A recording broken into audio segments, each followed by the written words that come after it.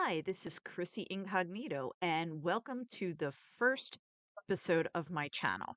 So, we had the introduction episode, which you can view right down here. I don't know, that's what everybody says down here, down here. And so it talks about why I wanted to start a channel. Um, start a channel and be an incognito. Now, I'd like to start off by saying that I'm incognito because this is my alter ego. I can say things on here and incognito that I couldn't otherwise say out of cognito, out of incognito. So, so that's a little bit, starting. So after watching the introduction episode, I'm going to people say, where to start? Where should I start? I don't even know where to start. I'm going to start from the beginning. I think that that's the best way to start. Okay, so I'm not really going to talk about my childhood because it was very good and uneventful, which is good. The only thing I do want to say is about my mental illness. Um, my mental illness started probably when I was in first grade. So I suffer from panic disorder, panic attacks, panic disorder. And later on, probably the first 30 years of my life, or no more, maybe more. The first 40 years was more about um, anxiety, but like very crippling anxiety. So I love when people say, I have anxiety and depression. And sometimes it's as simple as that. And then, as we know, there are severe cases. Now, mine wasn't terribly severe because I was the one that said, I can't live like this. I need help. So I sought help. But I would say that I had a lot of panic disorder episodes in first grade. I would have anxiety and nothing was happening. This is an organic issue. This is not a situational issue where somebody who may have been being bullied or had a horrible time in school or whatever it was, those precipitated the anxiety. Mine is completely organic, which means there's something wrong in my brain. It's like my fight or flight instinct is on overdrive and I can't get it to stop. So, um, that's the only thing I really want to talk about when it comes to my childhood. Um, it was uneventful, which is great. It was very functional. It was very idyllic, which I am very thankful for. And I had my panic disorder. And so you got to remember, it was like the late 70s, early 80s. And so nowadays we're used to kids having all sorts of problems, right? Oh, my kid has this. I would be pressed to find a kid that didn't have something nowadays. But back in the day, adults were if anything was going to happen, like psychiatric wise, it was always adults. It was adults suffering from this. It wasn't kids. Um, so um, so I wanted to talk about that. But really, where my life started to really change was in uh, uh, junior high, middle school. I don't know. People from all over the country call it different things. They call it middle school. They call it, some people don't even have a middle school. It's still part of the elementary. Some people call it junior high. Um, well, whatever it is, right? So that would be grades. It could be 6 through 8 in some cases. It could be 7 through 9. Mine was 7 through 8.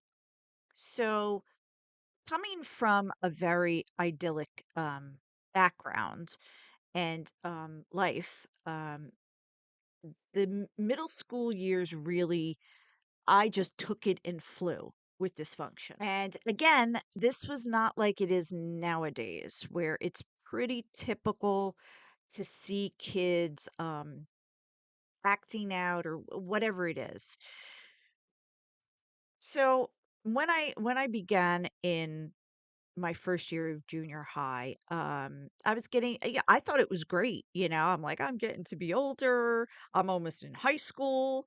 Um, but something happened, and I'm really not sure what it was. I mean, I think what it was just typical little SOBs, which they're in every junior high, um, started to affect me. So let's back up a little bit. So I've always been very self-conscious of my face. So maybe that's why I'm incognito, because I don't want to show you what's under the Phantom of the Opera mask, but but seriously, so and everybody's very self-conscious, but for me, um, I just always felt ugly. And part of that was, and we'll discuss this in other episodes, was my cluster B sister. So I knew at a very young age that she did not act like all the other kids I was around. So she constantly called me ugly. I don't know why mommy and daddy love you. She was a bully. So my personality is if you don't like me, I'm going to avoid you. I'm going to try to, what am I kissing up to? Like a piece of you know what? Because YouTube is very censoring with the curses. Um, like, I'm not gonna kiss your, butt. Um, so she resented me for that. She resented me for the fact that I think I was more like than she was by my parents because she was so difficult. So the very thing that she didn't like, she was creating. And as you know, with cluster bees, it's everybody's fault but theirs. So I was, and again, when she made fun of me and everything, I didn't really take it like when you get made fun of or you're told something is wrong with you, um, you always internalize it, okay? But I didn't think much about it until I got to junior high, okay? I was used to my sister saying things. My parents were basically like, "She's jealous of you." But why? Why? I mean, we're 5 years apart. So at like, well, she always called me ugly, but at 14, I'm like 9. Why are it's not like, oh, she's like 14 and I'm gonna turn 13 and we're running in the same crowd and I have the boy that like I'm a child, you know? Um, but she always saw everything as a threat. And I didn't know that growing up, obviously. I knew that there was something wrong with her. I knew that um, she she was just very volatile. So my thinking was that I'm going to avoid her.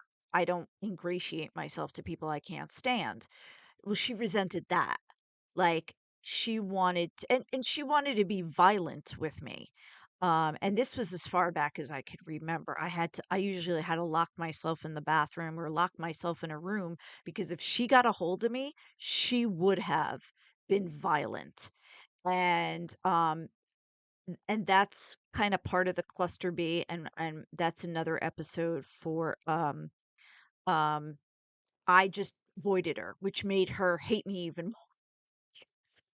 Maybe you should behave, and then something can happen. Okay. So when I got into junior high, my thinking, I liked it. I felt a little bit grown up. I started to make a lot of friends and whatnot and everything. And somewhere in there, okay, I was dressed like pretty preppy. I don't think it was anything that it would be like, "Oh, look at that one. That one's all weird." You know?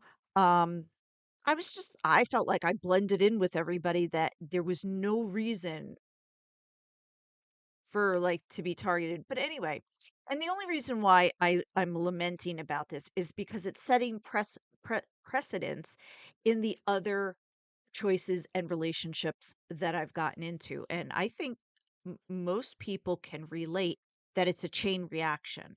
You make one bad decision that leads to another, to another. Some are very devastating, and some, which I think are mine, which they're just good learning blocks. So at some point, all of a sudden, I felt like everybody was calling me ugly, and they were. They were calling me ugly. And I was like, I would just be now, they would always tease me about my nose. Now, you may look at my nose now, and that's what plastic surgery is for. But I had a really big nose, and I knew I had a really big nose, and I knew I was awkward looking. Like, I wasn't trying to be anything but what I was. So every day, and I wish I kept a log of it. It seemed like there was about 3, 4, different kids a day calling me Big Nose. And again, I told my best friend that I was self-conscious about it. She would not have told anybody. That's, like, not how she was. She wouldn't be my best friend if she was going to, talk behind my back. But so they had no idea. People would say, "Oh, they knew you were self-conscious of it." No, they didn't. It was a big nose. It was big. But anyway, so what happened is that I would go to school and be targeted. Then I would come home and be told I was ugly. And then I would go back to school and people would just and it was the boys. Like, it wasn't even the girls, because the girls were trying not to get targeted either. It was the boys. And you could say, "Oh, they liked you." No, I really don't think they did. Um, there there was so many first of all, I didn't talk to them like that, meaning I had my own group, I had my own this, my own that, and it was like if they wanted to be part of the group, they could. If they didn't, they didn't have to. So it wasn't like, "Oh, they were trying to talk to you."